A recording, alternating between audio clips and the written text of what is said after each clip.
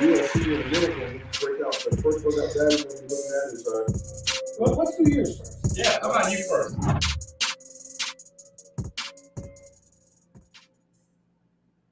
Howdy, I'm Black Dragon, and welcome to another edition of Think Tactical, our prepper broadcast, where we talk about how to keep your family safe and how to plan for whatever may come based on whatever you may face. Whether it's a dystopian reality or something smaller or larger, we want to talk about these kinds of issues. And so I would like to bring on my panel today. I have my close brother, who's also in my motorcycle club, Patriot X. Good afternoon, sir. Thank you.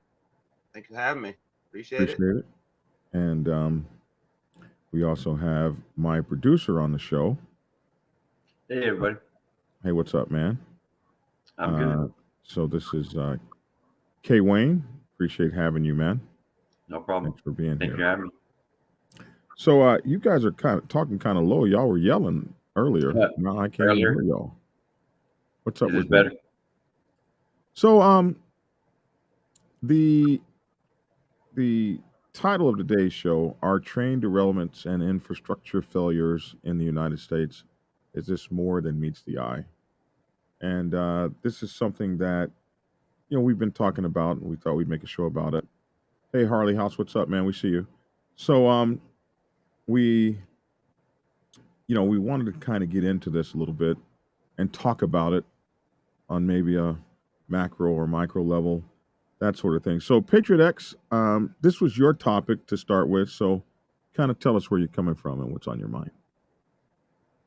Well, in my opinion, Dragon, I think these train derailments are part of a bigger issue. And the bigger issue is there's like a softening of the infrastructure of the United States. And we're starting to see these things manifest now in train derailments, but also there were like some poultry plant fires that have happened and other production plant fires throughout the United States and beyond. So I think these train derailments are either they're like a thing of predictive programming of sorts. What I'm getting at, there was one in East Palestine in which the residents of the town actually participated in making a movie on a train derailment. And like a little bit less than a year after they make this movie, the actual train derailment happens in that town. And to me, the odds of that are so, it's not implausible because it happened, but it's so it's so highly unlikely that it makes me think my spidey senses get the tingling that something else is afoot. So I don't know, I guess we could discuss it further. Well, it's interesting you would say. So when we go back to the Ohio train derailment, which was really kind of crazy, we see a whole bunch of stuff. There's a whole bunch of stories about it and how it may really be kind of weird what was going on with it. But this one story of how a family, how Ohio residents that helped make this movie actually lived what happened.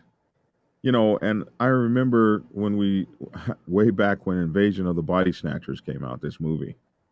And then not too many years later, people are getting their organs and stuff snatched from them. And you wonder how much does life mirror does reality mirror movies or whatever, or do movies mirror reality or foretell or forecast it?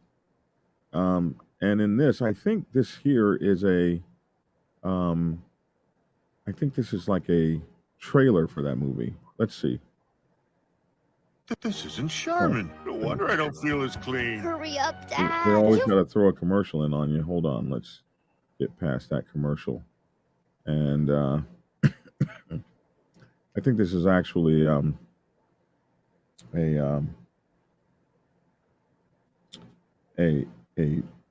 thing of the movie. Let's see what happens. Well, I wish I had known that. I would have queued this up. All right, I think we're about done with it. In a movie called White Noise. Let's watch a clip of it.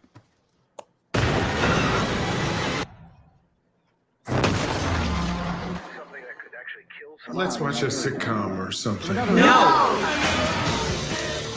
They're calling it the airborne toxic event. The plot is there is a train crash in Ohio, leads to the release of deadly toxins. The main character and his family have to evacuate. How long after the crash on the 3rd did you think of White Noise? You were an extra in this movie. Yeah, probably the 4th. Whenever it started coming out that there was more than just a fire, train derailment, and it was more about the chemicals, it was like, oh, this is kind of uncanny.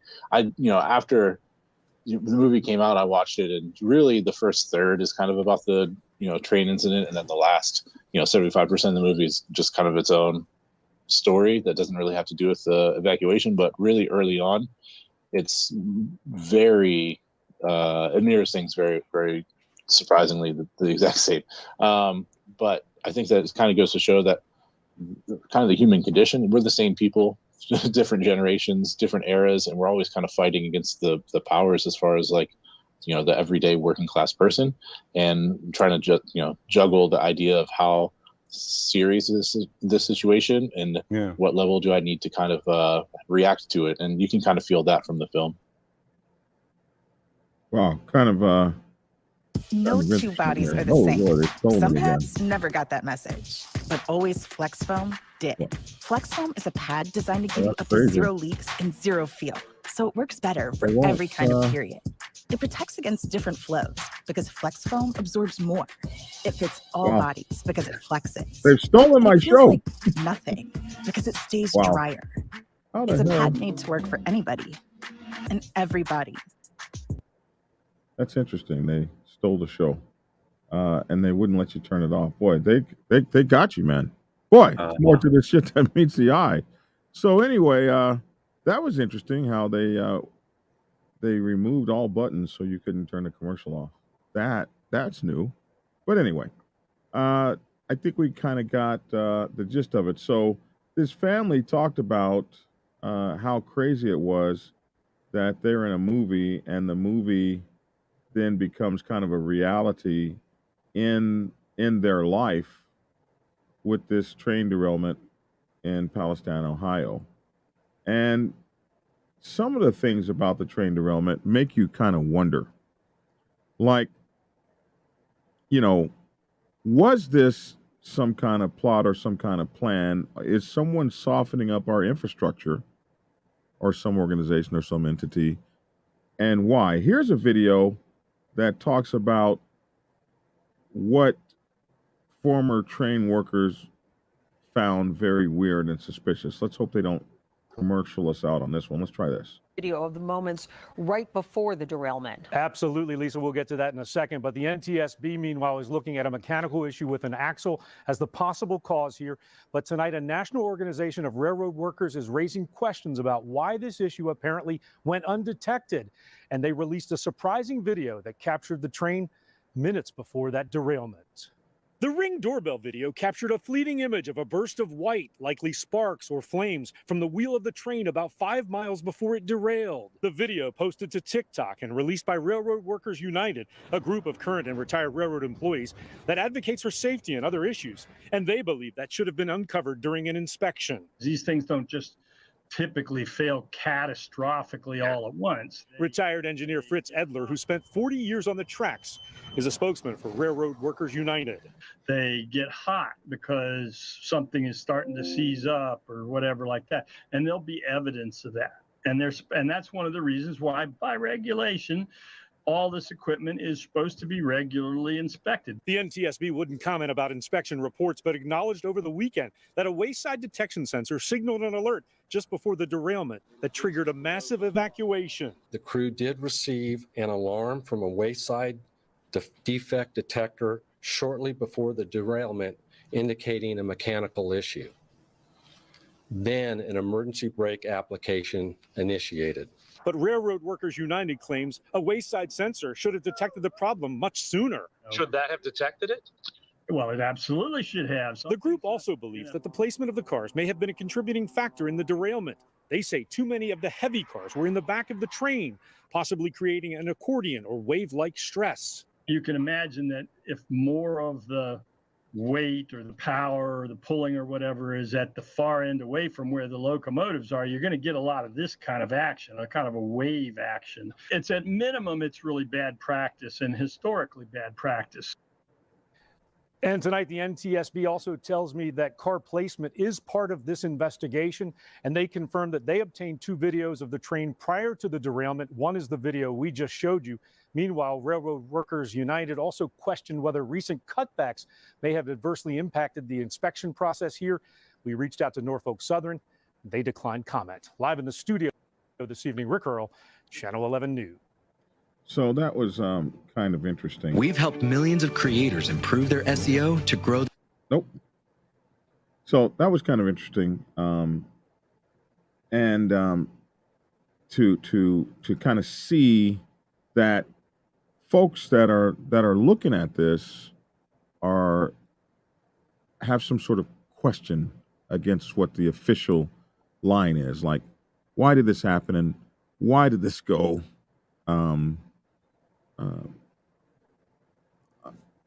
undetected? And this would, in line with a spate of these kinds of derailments across the country. What do you think? What's on your mind? Go ahead, Patrick. Well, I think it's more, once again, I think it's more of a softening up of the infrastructure. If you can't feed yourself and other things, then how can you provide for your family if you can't feed yourself? And a lot of the goods of America travel through the rail lines. So if the rail lines aren't safe and things are derailing, then it softens up the infrastructure. And next thing you know, you end up being forced into different things in which other people are dictating how you eat and when you eat, almost like a form of prison. So I think that's what we're seeing, people being set up. If you can't be self-reliant, then other people own you, they control you.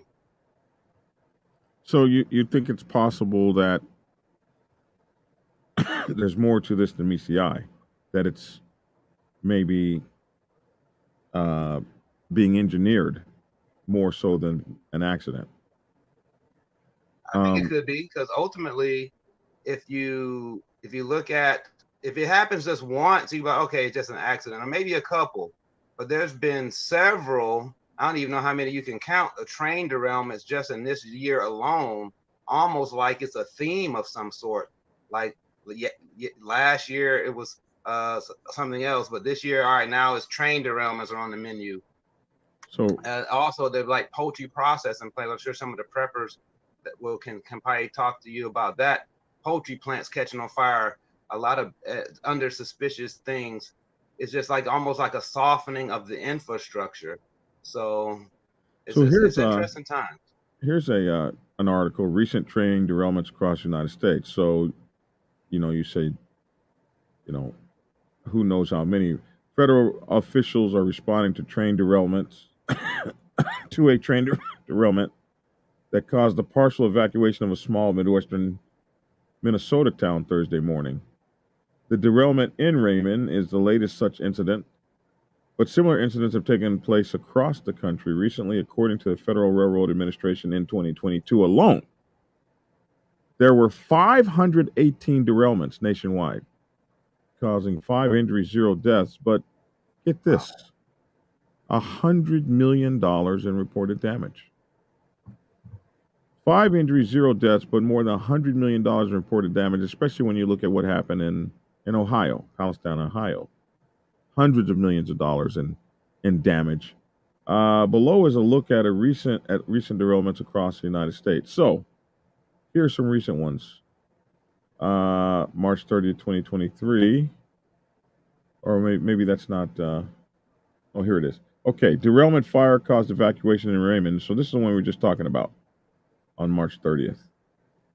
Train derails in Butler County, Pennsylvania on March 29th. No one was injured after train derailed in Butler, Pennsylvania. The Canadian National Rail train was carrying iron ore. Here, the federal administration is investigating the incident.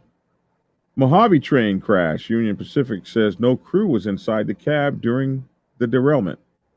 Crew responded to a multi-car train derailment in the desert of the Mojave National Preserve on March 27th. The National Preserve. And why were there no crew inside the cab? The train was carrying iron ore, and there were no passengers or crew involved. Train derailment in North Dakota spills chemicals near Minnesota border on March 26th. 26, 27, 28, 29, like one right after the other. But anyway, on March 26th, a Canadian Pacific train derailed in rural North Dakota and spilled hazardous materials. Local authorities and the railroad said there was no threat to public safety. Yeah. And then Massachusetts freight train derailment caused unknown neighbors concern. A train in Ayer, Massachusetts, was stopped on the tracks on March 23rd when 5 cars fell over. The containers were full of trash and recycling, but all were sealed. There were no leaks or spills, no one was hurt, and there was no hazardous material. Then, on March 13, train carrying corn syrup derails in Arizona. On March 13, the train carrying corn syrup derailed. 8 cars derailed, and the cause is being investigated. Lena Kent, BNSF's General Director of Public Affairs, told CBS News in a statement, no injuries occurred and there was no hazardous materials involved, according to a preliminary report. West Virginia, train derailment leaks diesel and oil into one of North America's oldest and federally protected rivers. Not so well protected. A train derailment in West Virginia on March 8th resulted in an unknown amount of diesel fuel and oil, an unknown amount, being released into a portion of one of North America's oldest rivers that's also part of the National Park Service. CXX, a freight train supplier, said the train derailed in Sandstone after it struck a rock slide. And then toxic chemical train derailment, and probably the most famous one recently in Ohio on February 3rd, 2023, 38 trains derail, 38 train cars, 11 of them carrying hazardous materials, derailed near East Palestine, Ohio. The derailment forced hundreds of nearby residents to evacuate for several days. And then, they say evacuate for several days like it's over, like they evacuated for several days and everything's okay. Ohio Governor Mike DeWine called for a congressional investigation, and Norfolk Southern CEO Alan Shaw later testified before Congress. Shaw said he is deeply sorry for the impact the derailment had on the East Palestine community, and that he determined to make it right. Just a few days later, after they got the tracks cleared, they had more stuff rolling through there than ever before. So there were 500 of these things. What's going on with the rail system that like, if we had 500 airplane crashes, would the airplane still be flying? Okay, Wayne?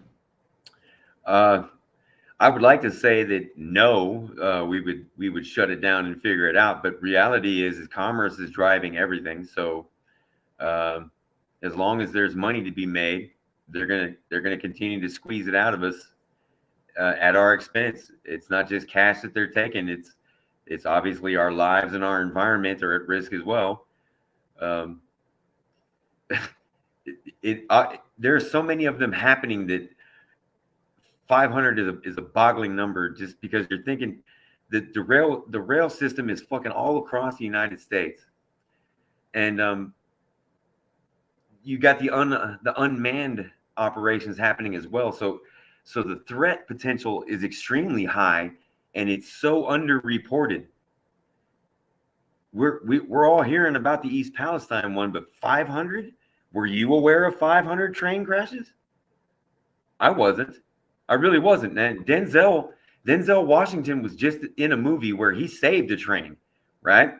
So wow, that was pretty nifty and neat. But now we've got unmanned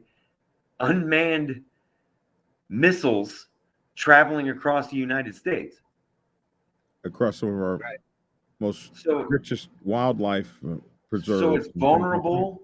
It's vulnerable. Yeah, and going through our national resources, you know what I mean? Our supposedly protected places. This is horrifying, man. And from the prepper perspective, there's no preparing for this.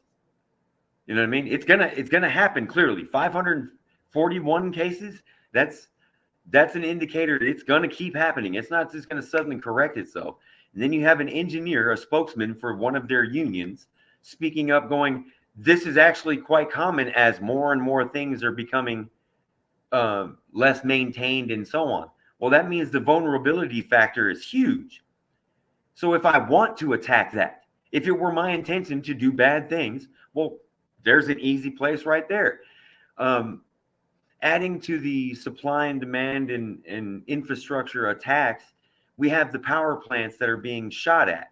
People are sitting there with sniper rifles and shooting a transformer and blowing out parts of grids with ease. And the protections for that, the preventative maintenance for that, are basically zero. There's no way you can stop a sniper at every single power plant across the United States. And taking out one is bad. Taking out a chain of them, like I've seen in North Carolina, is exponentially worse. So the warning signs are definitely there. If there's not a hand behind it, the coincidences are horrifying. So what are we going to do? How are we going to get ready for this? That's things that people need to be thinking about today. He pointed out these trains are taking most of our supplies to the places of distribution. So once that's disrupted, there won't be any food on the shelves. There's not going to be any milk or anything to go to the store and get. And the government's response is always lacking. The chemicals, it showed that they were cleaning the water. Did that look like it was water cleaning to you? Right. It did not. It looked silly to me. It looked like there were little posts in the water. No, let me find that. I gotta find that video. And one tube for an entire river, and that's really not gonna do it. And the damage is gonna have effects for decades. It's not gonna be done in several days. So them touting that they're cleaning it up, that's a sop. That's a well-known tactic to keep people from being concerned. When the concern factor is high, you people should be aware. Yeah. 541. I think that also goes into why I feel some kind of way about the movie coming out a year before, almost like softening up people mentally, like a predictive programming of sorts. So when it happens in reality, they're neither surprised nor do they feel a need to do anything because I saw it in a movie. They're on it. It was, it's not the same. They kind of justify inaction, and I think it's almost like softening up the public mentally for what's possible to come, and in which people will be totally unprepared. Right now, it was in East Palestine, but what happens if it's I got train tracks 2 miles from my house? I'm in San Antonio, where train tracks come through here all over the city and in and out. So I totally understand, dude. We're vulnerable. Anybody near a train track, and again, it spans the entire United States. So even remote areas are not safe from this. There is no bug out place you're going to get really to avoid a train track. So here is the video you were talking about. This one is absolutely asinine. Let me pull this one up. Guys, watch this river. So the title is "Keep Out" signs are appearing all over Palestine. You see those pumps?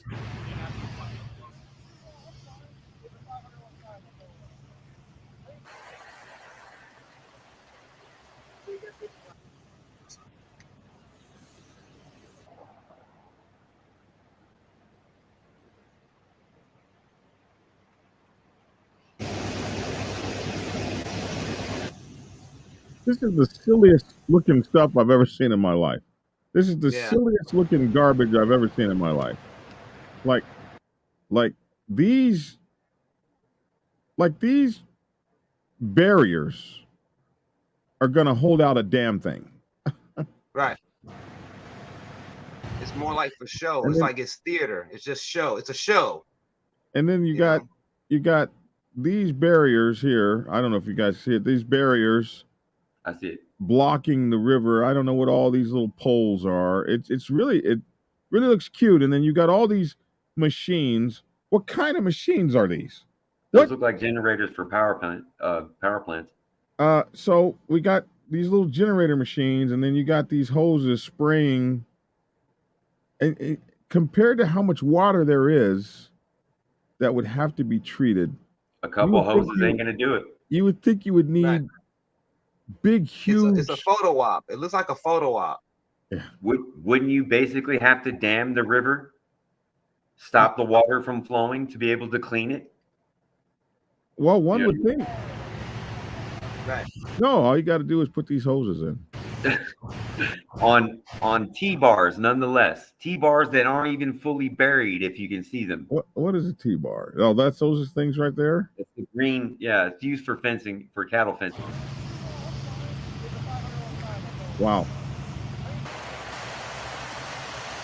It's funny. So maybe they dammed up the river here, but you got water squirting out these little holes here.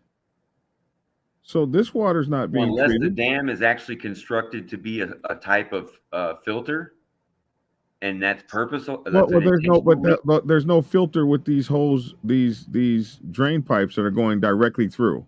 So all the other water was filtered except for the water coming through these. But I'm sorry, it's blocked by this barrier. Come on, quit it. Stop it. But hey, keep out. Testing and cleaning in progress. So I guess this guy climbs down this ladder and checks to make sure everything's okay. This is absolutely asinine.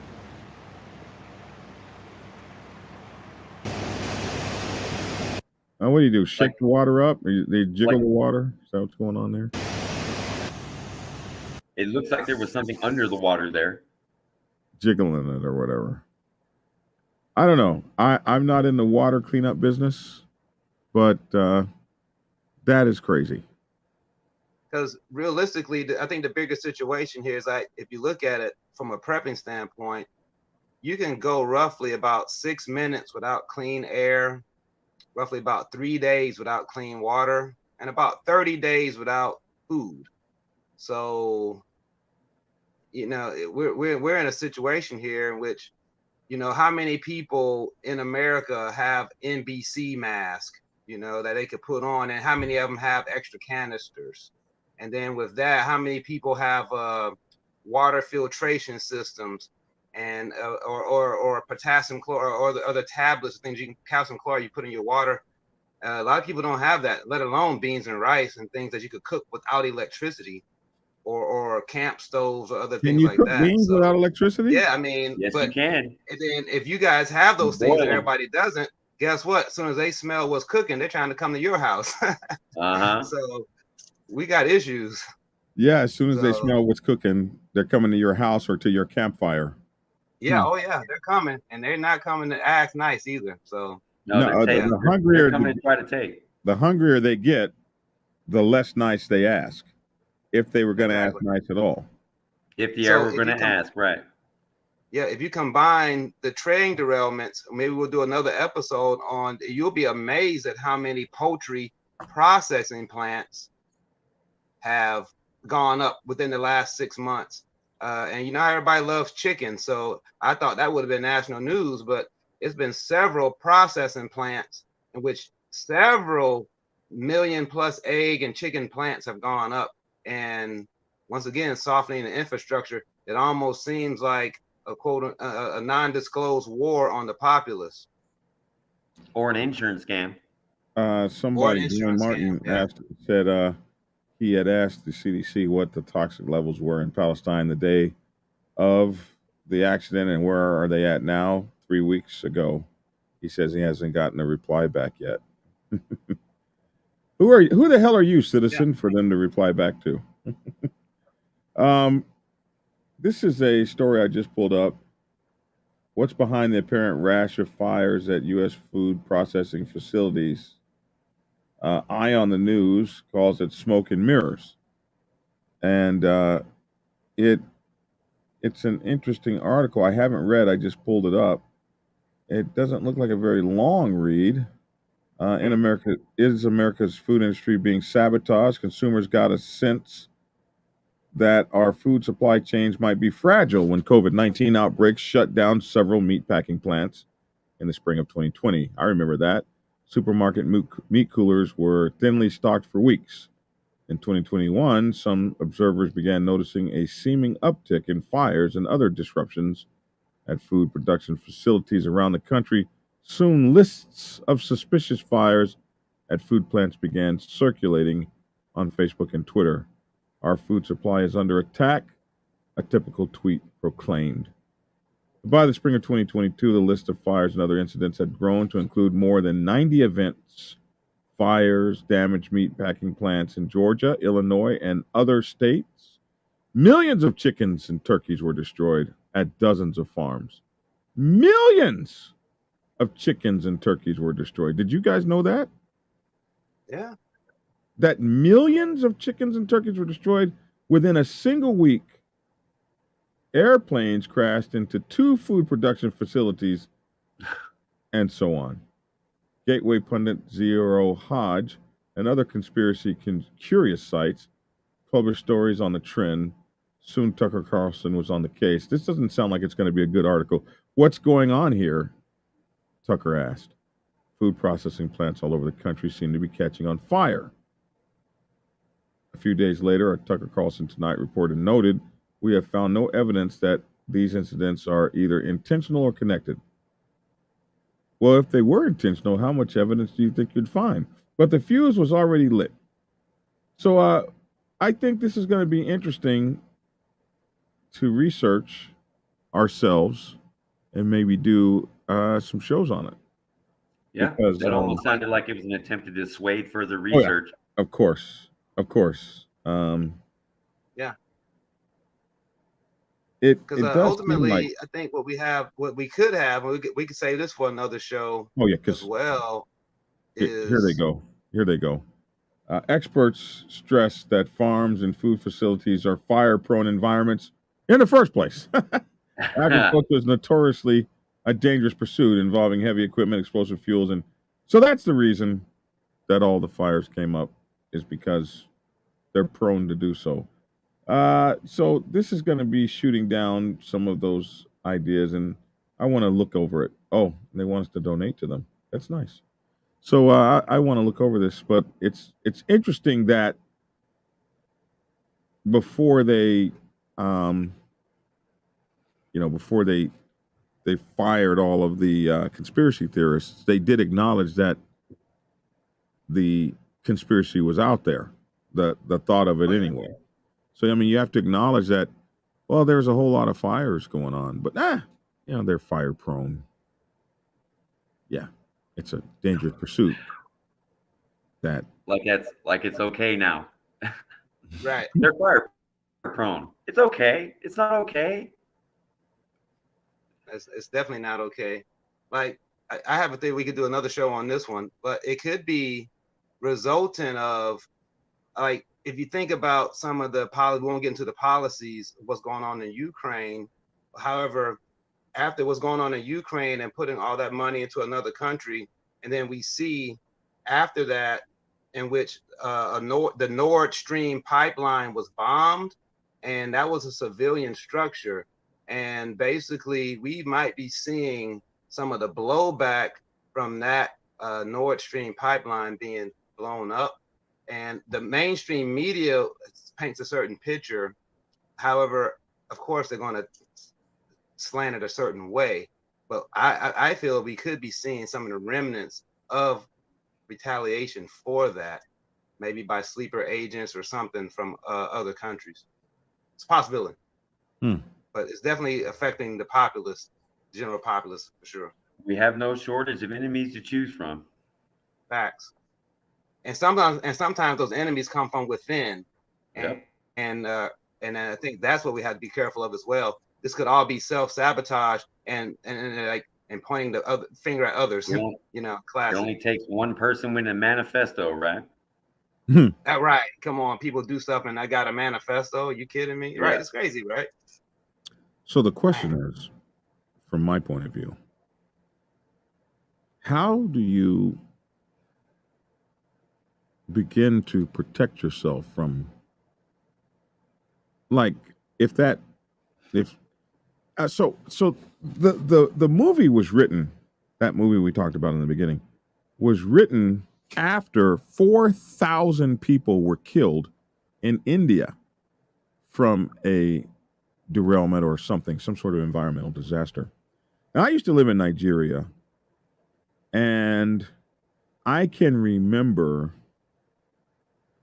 because people are so poor there, in many cases, I can remember huge accidents happening at like oil refineries and places. Like I remember there was some sort of a train derailment or spill or something like that, and all the locals went to where this oil was to get some to take back home. And that stuff ignited and killed thousands and thousands of people. So that's right now happening everywhere else. And I can remember this was back in when I lived in Nigeria, it was in the early 80s. And there were so many problems with power. NEPA was the power grid organization at that time. And I can remember that the power would go off regularly. You might have power for 3 or 4 days and no power for 3 or 4 days. And we would actually have to take 55-gallon barrels to the reservoir to get water. And the reservoir sometimes would be shut down where they weren't letting you in. I mean, you got this big old body of water that you could see from sea to shining sea. It's so huge. And some days they would let you in to get water, and some days they wouldn't. It was crazy. But those people were built for that. They were intrepid. This was a daily occurrence for them. How would that hit the United States? Where we're spoiled, where we take things for granted. Yeah, it would be devastating. Yeah. We're an entitled nation for sure. We have been taught and trained to be perfect consumers. Yeah. So, and what happens when that stops and you're unprepared? You know, most people don't even know, talking about prepping, most people don't even know how to make a fire without electricity. You know, it's like, they don't, you know, there's no living outside. There's no living on the land. No one has gardens. How many people have gardens? People have grass, but don't have gardens. It's crazy what we have going on here. We're so reliant on supply chain that if it's ever disrupted for an extended period of time, there will be chaos. And maybe that is the intent of a sort of organized chaos. So from what I've read from other preppers and stuff like that, they actually said that the breakdown will occur in less than 3 weeks. So if they've cut everything off for 3 weeks, by that point, there will be no law. There will be no government assistance. It will all have already devolved, and people will be attacking each other for what little resources they can get. Right.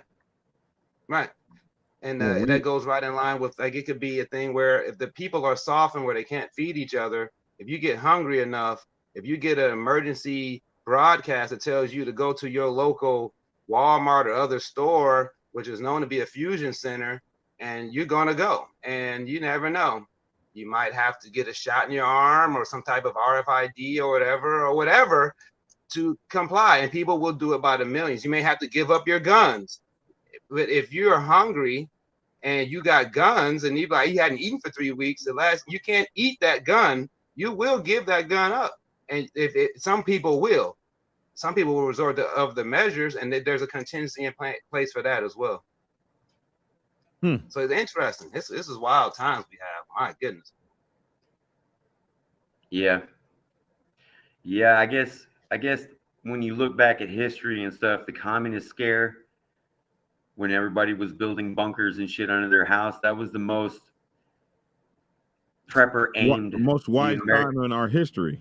That was the most prepper aimed time that we can look back on, and we definitely strayed far away from that. Now it's more of a, it's really more of a, you guys are crazy and all that shit on purpose. So it's not taken seriously. And when you see the span of the things that are happening, it just, truckers are taking tons and tons of food to underground bunkers. No, Dwayne, I haven't seen that. That's good. BD, you want to highlight that one? What's that one? Dwayne just made a comment about the YouTube clip where the truckers are taking tons and tons of food to underground bunkers. Yeah. See, that's something to pay attention to. What are they doing? Yeah. Whose bunkers are they? Yeah. That one. Where is that one? It's at the bottom of the chat. Oh, here we go. Yeah. So no, Dwayne, I haven't seen that, but that's an excellent point. There's an excellent thing to look into right there. Oh yeah, there are thousands and thousands of like underground bunkers that we don't have access to in America. It's wild how there are facilities for the continuity of government, continuity COG places they call them, but we don't have access to places like that. There are definitely places in place for the continuity of government, and it don't include us. So very interesting. But okay, here we are. It's on TikTok. Truckers delivering underground bunkers. So truckers are taking loads of food to underground bunkers. Here's something here. Oh, there's all kinds of these. Here, let me pull that up. There's holy moly, all kinds of people talking about this. Underground drop off. Wow. Damn. Let's look at this one. Yeah.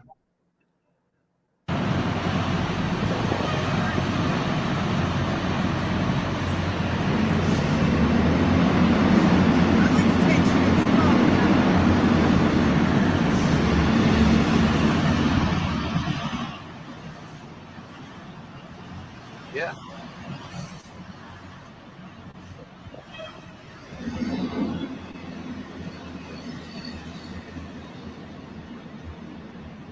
Damn. Wow, Yeah.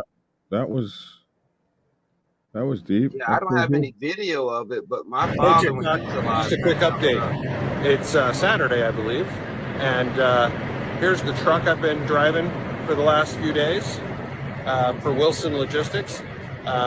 This trailer just was assigned to us from Kraft over at the Kraft Foods plant, and we're delivering it here to what's called the Springfield Underground. And that is, as you can see behind me, this giant cave that's big enough to house hundreds of these trucks and trailers. There's a train track running through here. Just to give you an idea, back here, there's a regular sized truck. See how tall that is up there? It's just incredible.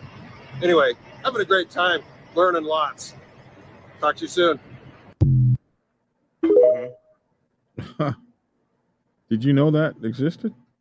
No, but Makes that me doesn't wonder where the surprise me. funding for all of this is coming from. Hmm. Are these tied into the military-industrial complex? I don't question it at all. In fact, I think I'd question it more if they chose not to store it underground. Now, like I said in a previous video, the Springfield Underground here in Springfield, Missouri is just one of about 400 facilities like it in 30 separate states. Now, why do they do it? Because it's cheaper. It's cheaper to store cold things underground because it's cold underground. There you go. So no, I don't question it at all. In fact, I'm quite grateful, because if these companies chose to store all of their cold food above ground in just normal big warehouses, it would cost more to keep it cold, so I would pay more. I don't know about you. I think food is expensive enough. But if you... Well, that's interesting. That's an interesting viewpoint of it. He doesn't question That part doesn't sound sinister at all. It sounds like it's a staging thing for corporations, right? Right. You can just everything's it's explained away. Oh, that's Uh-huh. fine. Don't think anything about that. Come on. But they're And we both talked stockpiling it. about They're how not. we They're could not selling it. And disseminate more rapidly food shortages. In addition to that, Just a quick update. It's Saturday, I believe, and here's the. So there's all kinds of stuff here on TikTok that we could go look at, and I guess we will in upcoming videos. I guess we will Definitely look worth a at deep dive. Yeah. this stuff and take some deeper dives into it as we Yeah. get back into our prepper channel. Man, Don't worry. Wherever we go, I'm taking you. You'll be fine. You'll be fine, big one. All right, guys. 47 minutes into our first show back on the planet again. So, Patriot X, we've enjoyed having you, and I hope, man, that we're going to do this like, a lot. regularly, sure. Yeah, I love talking about this stuff. The more we can do to prepare, the more we can be proactive, the less we have to be reactive. So let's talk more about it. Let's do it, because if we still have time to talk about it, we still have time to prep. So I'm with it. I like that. If we still have time to talk about it, we still have time to prep. I like that. That's really cool. True. So anyway, I'm Black Dragon. We've got K Wayne and Patriot X. K Wayne is my producer on Black Dragon Biker TV, and Patriot X is my club brother. And we're just having a good chat today, and we're going to be doing some more of this stuff. Man, this is wild. Anyway, do stick with us as we come back and do some more. And I don't have a schedule for us, but I want to be on here at least 2 or 3 times a week. So we're going to do that as we move forward. Anyway, thanks for tuning in, folks, and we'll see you same bat time, same bat channel. And let me find some outro music here and talk to you later. Bye-bye.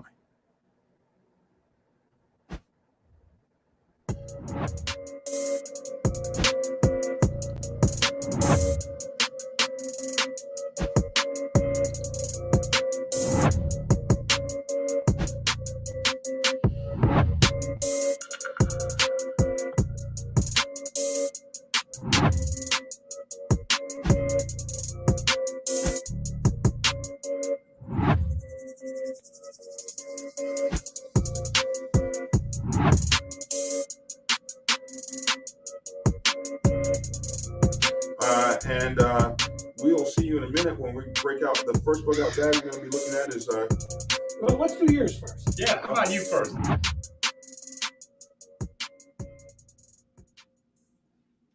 Oh, listen, I wanted to make sure to tell you guys that you can get the podcast Think Tactical. Look for the podcast Think Tactical. It's up on Spreaker, and in a few days it'll be universal. You'll be able to get it anywhere. And also, we want you to look for our online news magazine, thinktacticalnews.com. Thinktacticalnews.com. All right. Thanks. Talk to you guys later, and take care.